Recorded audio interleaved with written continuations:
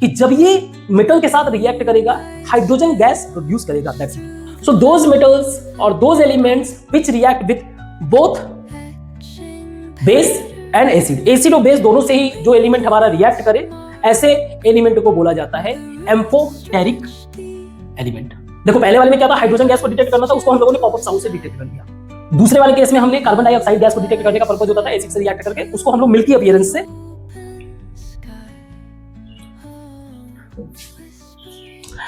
हे बच्चा, good morning. आज एक नई एनर्जी के साथ हम लोग पुराने टॉपिक को डिस्कस करेंगे जो अभी हम लोगों का चल रहा था, that is the acids, base and salts.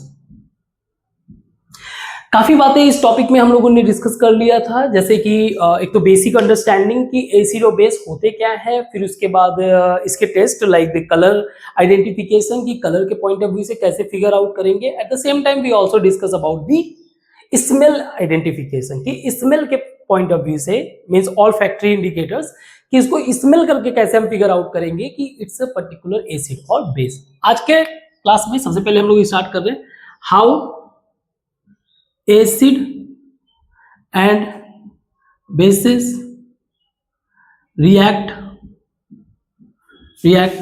with metals।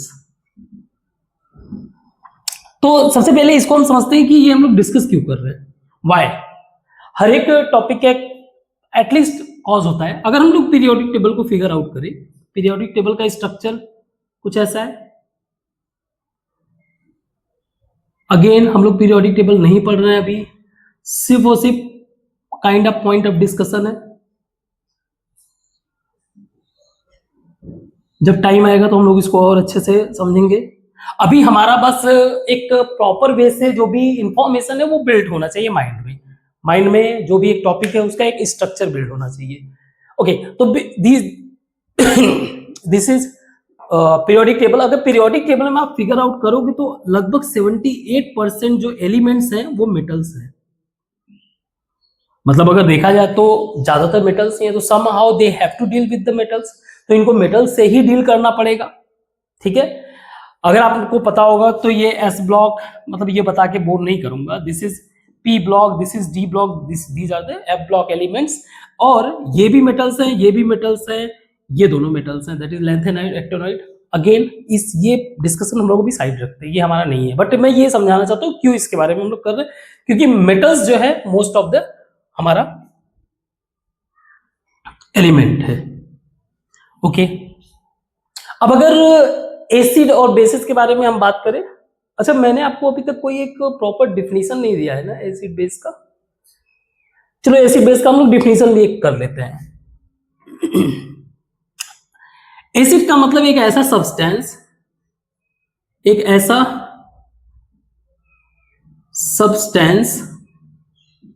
When dissolve in water, जब ये वाटर में डिसॉल्व होगा देन प्रोड्यूस करता है H+ आयंस। ये याद रखना, ये पॉइंट है मेन। इसका मतलब क्या हुआ? इसका मतलब ये हुआ, जैसे मान लीजिए ये हमारे पास एक वाटर कंटेनर है, ये मेरे पास एक वाटर कंटेनर है, इसमें जो है पानी भरा हुआ है और कुछ सब्सटेंस जो है मैंने क्या किया इसके अंदर, अब ये नहीं पता कि वो सब्सटेंस क्या है, कुछ भी।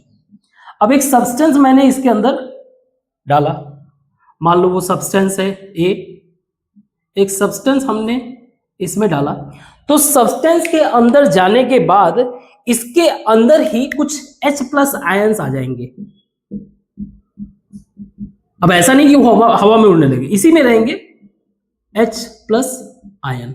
अब आयन किसको कहते हैं? आयन का मतलब ये होता है कि उस एलिमेंट के बारे में बात करें जिसका या तो कोई इलेक्ट्रॉन जा चुका है या फिर उसने कुछ इलेक्ट्रॉन गेन किया हुआ है। तो अगर ये गया तो ये प्लस में है, अगर इसने गेन किया होगा तो माइनस में। तो बस अभी के लिए आयन का मतलब सिर्फ इतना ही जानो आप, ठीक है, और इससे ज्यादा कुछ है भी नहीं, बट हम लोग और डिटेल में आगे क्लासेस में पढ़ेंगे। बेस क्या था, सेम यही। इसमें क्या रहेगा, जो OH माइनस आयन प्रोड्यूस करे। तो हमारे पास दूसरा एक है सब्सटेंस, हमारे पास एक दूसरा सब्सटेंस B है। ये हमारा A था, इसको भी हमने वाटर में ही रखा था। ये हमारा B सब्सटेंस B। अब इसको जब हमने वाटर में डिसॉल्व करने की कोशिश किया तो यहां पे हमें क्या मिला,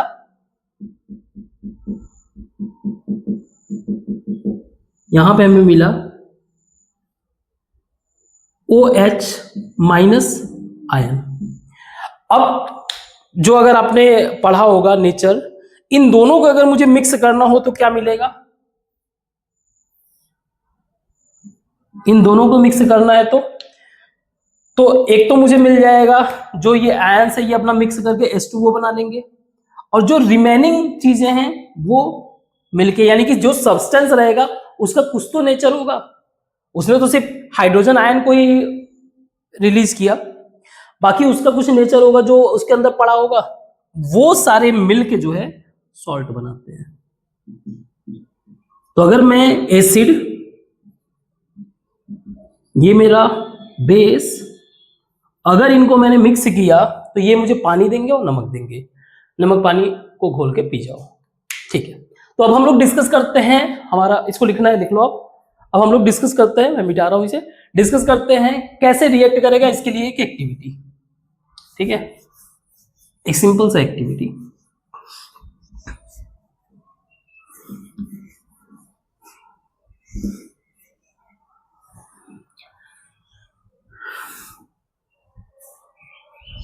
इसके लिए हमने एक टेस्ट ट्यूब लिया,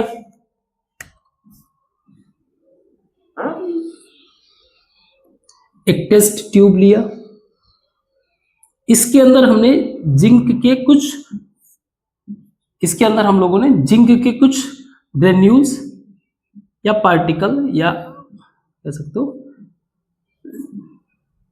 जिंक हमने कुछ ऐड कर दिया। हमने इस जो हमारा टेस्ट ट्यूब है इसके अंदर हमने जिंक डाल दिया। अब ये भी जरूरी है कि हम अपने टेस्ट ट्यूब को एक स्टैंड पे लगा के रखें, तो ये हमारा है स्टैंड, ताकि ये बेचारा इधर उधर ना भटके। ठीक है, इसने क्या किया है, टेस्ट ट्यूब को क्लैंप कर लिया, पकड़ लिया है।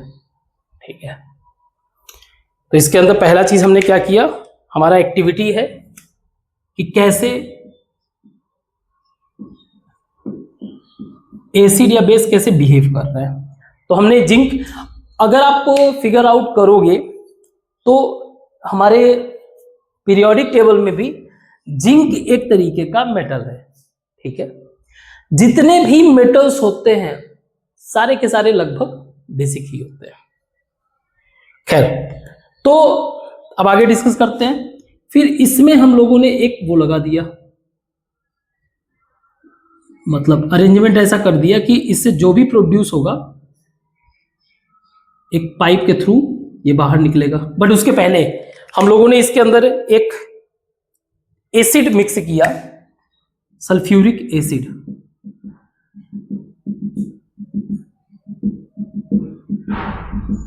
और ये वाला जो हम लोग रिएक्ट कर रहे हैं, एक्शन कर रहे हैं, वो आप पहले के क्लास में आपने पढ़ भी रखा है। तो ये एसिड है H2SO4, सल्फ्यूरिक एसिड। तो अब सल्फ्यूरिक एसिड, अगर आपने पहले का एक एक्टिविटी पढ़ा होगा अपनी 10th क्लास की, सल्फ्यूरिक एसिड जो है जिंक के पास जाकर वहां पे हाइड्रोजन आयंस रिलीज करके एक बबल्स क्रिएट करता है। यहां पे क्या करेगा, बबल्स क्रिएट करेगा, बबल्स क्रिएट करेगा हाइड्रोजन गैस का, फिर ये ऊपर जाएगा। अब इसको हम लोग पाथ देते हैं निकलने का, तो ये जो है बाहर निकलेगा ऐसे, इसको हम लोग जो है एक सोप सॉल्यूशन में रख देते हैं।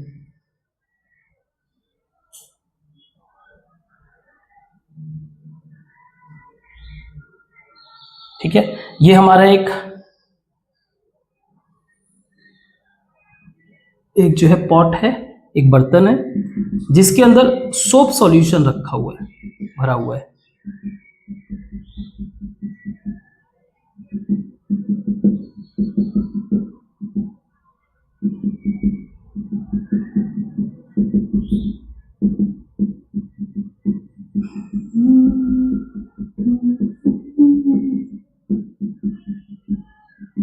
यह है हमारा सोप सॉल्यूशन।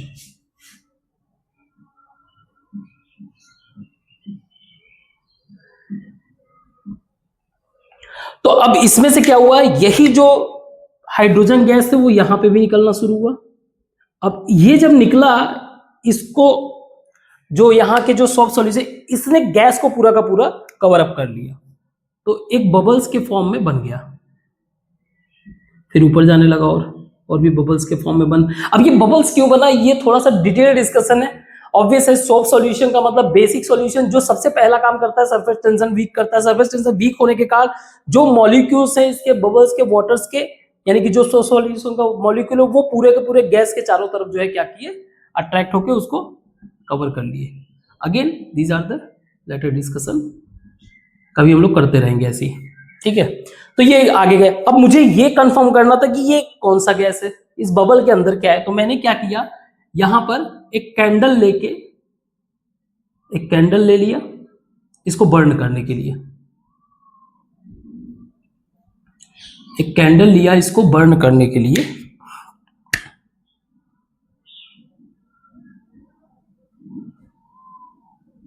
अब क्या होगा कि जैसे ही इसके कांटेक्ट में आया, ये बबल तो ब्रेक हो गया, लेकिन एक साउंड भी क्रिएट हुआ पॉपअप का, पॉपअप साउंड। और ये पॉपअप साउंड जो है ये इंश्योर करता है कि हाँ इसके अंदर क्या है, H2 गैस है, हाइड्रोजन गैस है। इसका मतलब क्या हुआ बेसिकली, कि जब हमने जिंक को, दैट इज मेटल को, H2SO4 यानी कि एसिड के साथ रिएक्ट कराया, तो हमें मिला क्या, जो हाइड्रोजन गैस था इसको रिप्लेस कर दिया जिंक ने, दैट इज ZnSO4। ठीक है, हाइड्रोजन गैस को means hydrogen gas H2 gas, और साथ में इसमें H2 गैस भी रहेगा, H2 गैस। तो इसने क्या किया, H2 गैस रिलीज्ड। एक कंक्लूजन आप कर सकते हो कि जब हम रिएक्ट करते हैं मेटल से तो हाइड्रोजन गैस रिलीज होता है। कैसे रिलीज होता है, क्योंकि जिंक रिप्लेस H2 इन H2SO4, H2 इन H2SO4। और ये चेक करने के लिए कि हाइड्रोजन गैस रिलीज हुआ कि नहीं, we can check through its popup sound. आप पॉपअप साउंड से भी क्या कर सकते हो, इंश्योर कर सकते हो, कंफर्म कर सकते हो वेदर इट्स H2 गैस और व्हाट इज। तो मुद्दा यही है, पॉइंट यही है कि जब ये मेटल के साथ रिएक्ट करेगा हाइड्रोजन गैस प्रोड्यूस करेगा, दैट्स इट। ठीक है, ओके, इसको मैं मिटाता हूं फिर आगे डिस्कस करते हैं।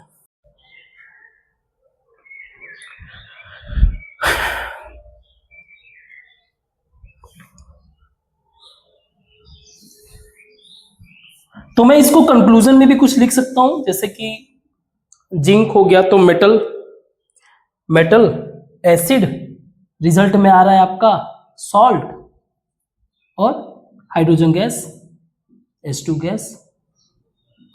ज्यादातर मेटल्स जो हैं वो आपके बेस होते हैं, इसके बारे में आगे डिस्कस करेंगे। और अगेन सेम प्रोसेस को करते हैं। इस बार हम लोग इस एक्टिविटी में एसिड लिए थे, इस बार हम लोग बेस लेते हैं, that is NaOH, Na sodium hydroxide. इसको बस ऐसे ही रिप्लेस कर देते हैं, NaOH। सेम जिंक लेते हैं और रिजल्ट। अब इस सेम रिजल्ट को अचीव करने के लिए हमें क्या करना पड़ेगा, क्योंकि ये ऑटोमेटिकली नहीं, इसको थोड़ा सा रिएक्ट कराना पड़ेगा। तो इसको हम लोग बर्नर लगा देते हैं ताकि ये हीटअप हो और अपने प्रोसेस को डन करे।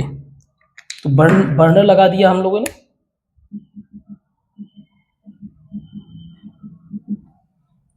बर्नर लगा दिया। बर्नर लगाने के कारण जो है जिंक के साथ NaOH रिएक्ट करेगा। जिंक जो है NaOH के साथ रिएक्ट करेगा और फॉर्म करेगा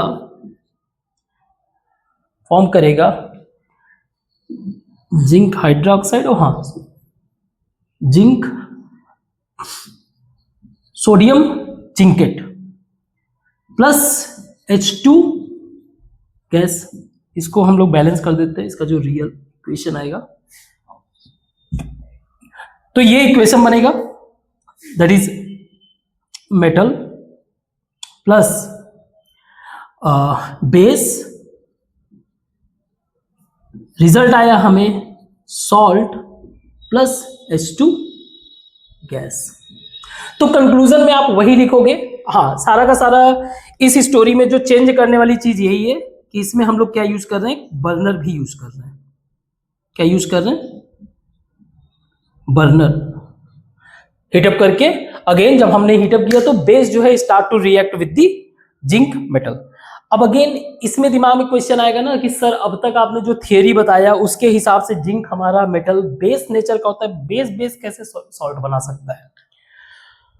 तो ये चीज जान लो, कुछ ऐसे एलिमेंट्स होते हैं, कंक्लूजन में आप वही लिखोगे, पॉपअप साउंड से हमें जो भी कंक्लूजन मिला है, ठीक है। जहां अगर आपने H2SO4 लिखा है वहां पे बस NaOH लिखना है, दैट्स इट। कंक्लूजन में वही रहेगा आंसर, बस इस बात को थोड़ा सा समझ लेते हैं। वैसे ही डिस्कशन करने वाला भी पॉइंट नहीं है, बट ठीक है। कुछ हमारे एलिमेंट्स ऐसे हैं जो some elements reacts with both acid and base. Acid और बेस दोनों से ही रिएक्ट करते हैं। कुछ मेटल्स हमारे ऐसे हैं, एलिमेंट्स कह लो, कुछ मेटल्स कह लो, मेटल्स। जैसे एग्जांपल के लिए हमारा ये जिंक हो गया, लेड हो गया, एल्युमिनियम हो गया, ETC, बहुत सारे ऐसे मेटल्स को या ऐसे एलिमेंट्स को, ऐसे मेटल को एम्फोटेरिक मेटल्स कहा जाता है। सो दोज मेटल्स और those elements which react with both base and acid और बेस दोनों से ही जो एलिमेंट हमारा रिएक्ट करे, ऐसे एलिमेंट को बोला जाता है एम्फोटेरिक एलिमेंट, ठीक है। दैट इज द रीजन आपका जिंक भी जो है रिएक्ट करके सोडियम जिंकेट बनाया, ये भी एक तरीके का सॉल्ट है, सोडियम जिंकेट। ये सोडियम हाइड्रोक्साइड, ये पता ही आपको, जिंक पता है, ठीक है। तो पहले वाले कंक्लूजन में यही था कि मेटल को हमने एसिड से रिएक्ट किया, सॉल्ट और गैस बना। मेटल को हमने बेस से रिएक्ट किया, वो भी सॉल्ट एंड गैस बनाएगा, ठीक है। ओके, ठीक। अगला हम लोग डिस्कस करते हैं, इसको मुझे मिटाना पड़ेगा पूरा। सो अगला हमारा एक्टिविटी है कि कैसे metal oxide, how metal oxide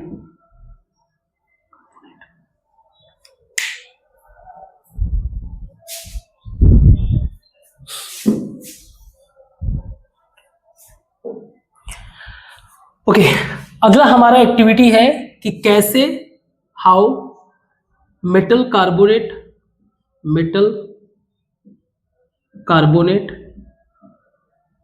and hydrogen carbonate, metal hydrogen carbonate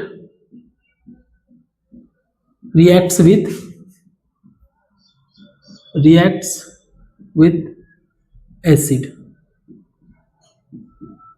कैसे जो है मेटल कार्बोनेट और हाइड्रोजन कार्बोनेट के साथ रिएक्ट करता है। तो सबसे पहले हम लोग ये समझ लें कि जनरली मेटल जो भी है, जो भी एलिमेंट्स है, वो ऐसे ही एग्जिस्ट नहीं करते, वो किसी न किसी चीजों से अटैच रहते हैं।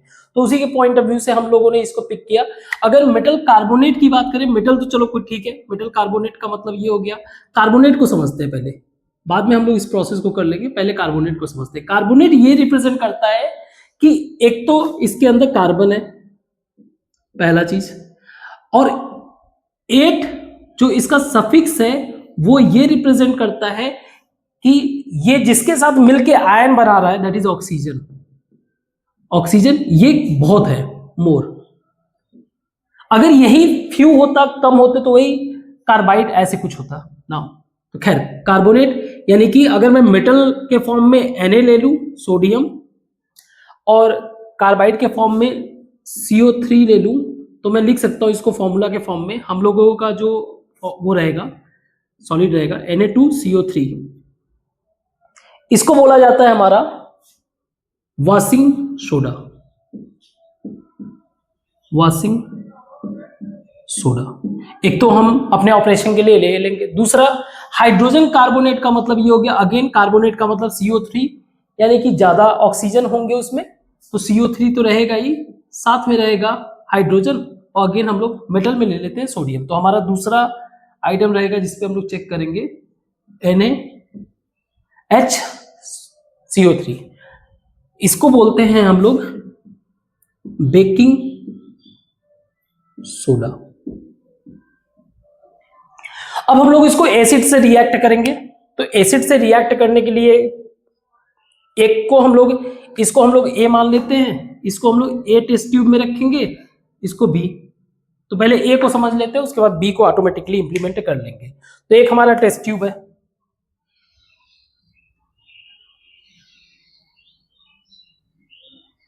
ये क्योंकि सॉलिड के फॉर्मेट में है, तो इसको हमने जो है यहां पे डाल दिया इसके अंदर। इसको हमने जो है एक स्टैंड से अटैच करा दिया ताकि हमारा नीचे ना जाए प्रॉपर वे से। ये हमारा हो गया स्टैंड, इसको पकड़ के रखा है, ठीक है। अब इसके अंदर हम लोग, क्योंकि ये मेटल है, सॉरी हाँ मेटल इंक्लूडेड है, तो इसके अंदर हम लोगों ने क्या ऐड किया, एक एसिड ऐड किया। एसिड में हम लोग ले लेते हैं HCl, हाइड्रोक्लोरिक एसिड। HCl को जब हमने ऐड किया तो ऑब्वियस सी बात है ये मेटल के साथ रिएक्ट करके बबल बनाएगा। बबल वही हाइड्रोजन गैस या जो भी इसमें गैस, उसमें और कुछ रिएक्ट करके, लास्ट टाइम वाले में हाइड्रोजन गैस बना था, इसमें जो भी गैस बनेगा अभी हम लोग देखेंगे। तो पहली बात तो जो बबल फॉर्मेशन होता है उसका एक पर्टिकुलर टर्म है, ठीक है, उस प्रोसेस को पर्टिकुलर नाम दिया गया। उस नाम को आप कमेंट बॉक्स में लिखिएगा। अगर आपने पिछला टॉपिक पढ़ा हुआ है, देखे हुए वीडियो, तो आपको समझ में आ जाएगा होगा कि उस टॉपिक का नाम क्या है। इसको फिर हम लोग जो भी इसमें से निकलेगा, इसको हम लोग अटैच करेंगे आगे एक डिलीवरी पाइप के साथ।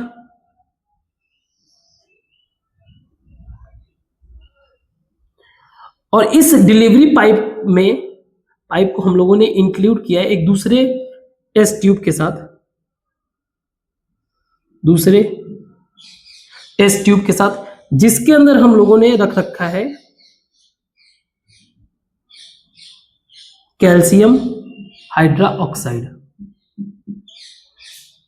जिसके अंदर हम लोगों ने रखा है कैल्शियम हाइड्रोक्साइड। तो जो भी यहां से प्रोड्यूस होके आएगा वो यहां पे आके इसी को बोलते हैं लाइम वाटर। ओके, सो जो हमारा ये है आपका Na2CO3, ये हमारा है सोडियम कार्बोनेट, सोडियम कार्बोनेट।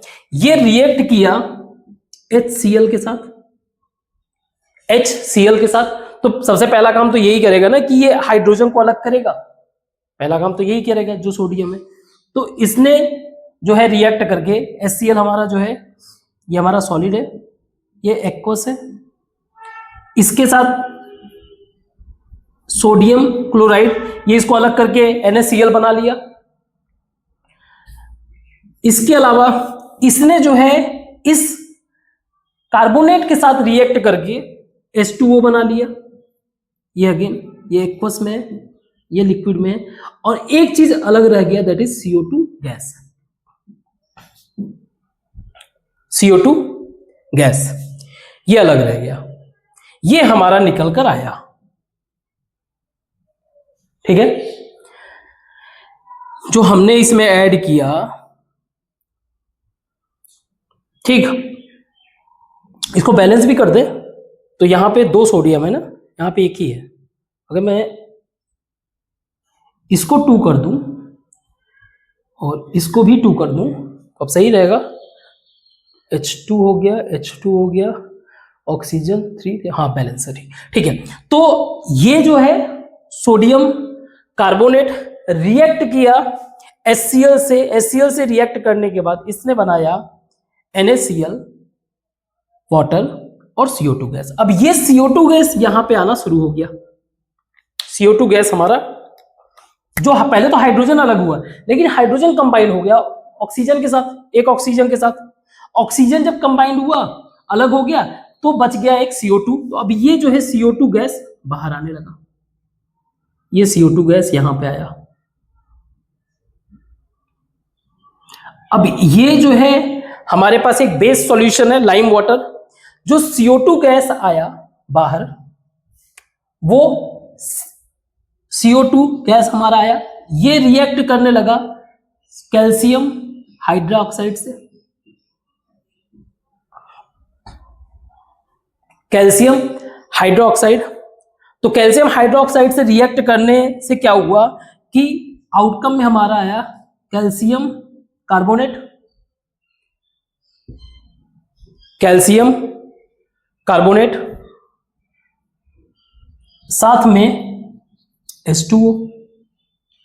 और ये जो कैल्शियम कार्बोनेट आया ना, ये एक सॉलिड है। सॉलिड के कारण अभी तक क्या था, अभी तक ये जो है ये पूरा का पूरा एक एक्वस सॉल्यूशन है। एक्वस सॉल्यूशन का मतलब ये हो गया कि आप इसमें जो भी पार्टिकल्स अवेलेबल है कैल्शियम, उसको आप इजी वे से देख नहीं सकते हो। अब जब ये आया इसके अंदर, तो अब इसके पार्टिकल्स को आप इजी वे से देख सकते हो, और धीरे धीरे जो भी इसके अंदर सॉल्यूशन बनेगा, धीरे धीरे क्या होने लगेगा, ये धीरे धीरे ये सेटल होने लगेगा। It's a kind of suspension. Again पीछे के टॉपिक आप पढ़ो, क्लियर हो जाएगा सस्पेंड। और ये जो रिएक्शन है जो दिया, वो प्रेसिपिटेट रिएक्शन, जिसके कारण इसका जो अपीयरेंस है, अपीयरेंस हमें दिखने लगेगा, इस जब कार्बन के आने के बाद इसका अपीयरेंस हमें दिखने लगेगा मिल्की अपीयरेंस, मिल्की अपीयरेंस। क्यों? क्योंकि अगेन बात समझो, कैल्शियम कार्बन डाइऑक्साइड जो है कैल्शियम हाइड्रोक्साइड के साथ रिएक्ट करके कैल्शियम कार्बोनेट बनाया। अगर आप इसको फिगर आउट करोगे तो यही मार्बल्स वगैरह के फॉर्मूला भी यही होता है। तो इसको बनाया, और इसने जो है एक तरीके के सॉलिड पार्टिकल्स के फॉर्म में दिखने लगे, तो वो क्लाउडी अपीयरेंस दिख रहा है, व्हाइट कलर का मिल्की अपीयरेंस पूरा। तो इससे मुझे ये कंफर्म हो गया, मिल्की अपीयरेंस का मतलब यस CO2 गैस डिटेक्टेड। तो ये जो मेथड यूज होता था, ये method metal oxide, metal carbonate और मेटल हाइड्रोजन कार्बोनेट का जो एसिड के साथ टेस्ट करने का पर्पज यही रहता था कि हमें CO2 गैस को डिटेक्ट करना है। तो एक तो ये हो गया। अब क्या हुआ कि और भी ज्यादा कार्बन डाइऑक्साइड आने लगा, कार्बन डाइऑक्साइड और आने लगा, तो इसने क्या किया, CO2 फर्दर अगर रिएक्ट किया CO3 के साथ प्लस H2O, यानी कि इस वाले में जब और भी ज्यादा कार्बन डाइऑक्साइड आने लगा, तो इसने बनाया calcium hydrogen carbide, that is calcium hydrogen carbide plus hydrogen carbide. इसने क्या बनाया, कैल्शियम हाइड्रोजन कार्बाइड, सही है, 2H2, हाँ ठीक है। तो इसने बनाया कैल्शियम, और ये हमारा एक तरीके का एक्वस सॉल्यूशन है, मींस अगेन ये कलरलेस हो गया। सी अगेन छोटा सा बात समझो आप, सॉल्यूशन का मतलब क्या है? सॉल्यूशन का मतलब ये है कि इसके अंदर जो भी कलर है, जो भी पार्टिकल्स है, उसको आप इजी वे से देख नहीं सकते हो, पूरी तरीके से वो अच्छा सा अपीयर करेगा, लेकिन आप उस पार्टिकल्स को नहीं देख सकते हो। सस्पेंशन में ही आप पार्टिकल्स को देख सकते हो। तो अब धीरे धीरे क्या होने लगा, ज्यादा कार्बन डाइऑक्साइड आने लगा, तो इसका कलर जो है कलरलेस होने लगा। जो कलरलेस जो फॉर्म हुआ वो बना कैल्शियम हाइड्रोजन कार्बोनेट। इससे हमें यह पता चल रहा है कि ना सिर्फ कार्बन डाइऑक्साइड अवेलेबल है, but at the same time carbon dioxide क्या है, एक्सेस मात्रा में भी प्रोड्यूस हो रहा है, एक्सेस CO2 प्रोडक्शन। ठीक है, अब इसी को अगर हम लोग जो है बेकिंग सोडा, कहां गया, बेकिंग सोडा इसके साथ करेंगे तो क्या हो जाएगा रिएक्शन, थोड़ा सा बस एक्सचेंज करते हैं। अगर मैं इसमें NaHCO3 करूंगा तो यहां पे एक HCl लेना पड़ेगा, बन जाएगा NaCl 2 H है plus H2O plus CO2 gas, बाकी सारी चीजें सेम है। I hope you get my point. इस टेस्ट का पर्पज ही यही था, CO2 गैस को डिटेक्ट करना।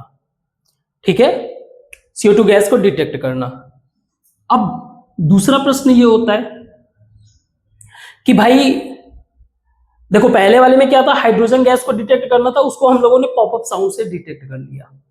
दूसरे वाले केस में हमने कार्बन डाइऑक्साइड गैस को डिटेक्ट करने का पर्पज होता था एसिड से रिएक्ट करके, उसको हम लोग मिल्की अपीयरेंस से क्लियर कर लिया कि हाँ इसके अंदर कार्बन डाइऑक्साइड गैस है, अवेलेबल है। अब तीसरी बात, how metal carbonate hydrogen metal या फिर मेटल हाइड्रोजन का रिएक्ट विद बेस। भाई बात यह है कि मेटल्स जो होते हैं, जिंक वगैरह को छोड़ो, ये है सोडियम। ठीक है, जो सोडियम जो ज्यादा हाईली एसिड बेसिक नेचर के होते हैं, वही अच्छा सा रिएक्ट करके ये सब कार्बोनेट वगैरह बनाते हैं। तो ये एक तरीके का बेस हो गया। बेस जो है बेस के साथ रिएक्ट नहीं करेगा, no reaction. That is the reason हमें सिर्फ जो है मेटल कार्बोनेट और हाइड्रोजन कार्बोनेट का एसिड के साथ रिएक्शन पढ़ना रहता है। ठीक है, आई होप कि अगर आपने एक सीक्वेंस में देखा होगा तो समझ में आया होगा। ठीक है, मुझे नहीं लगता कि कोई डाउट इसमें बचा हुआ है। कोई भी अगर डाउट है तो प्लीज इसको कमेंट में आप लिखो, ठीक है, उसको फिर रिजॉल्व करूंगा मैं।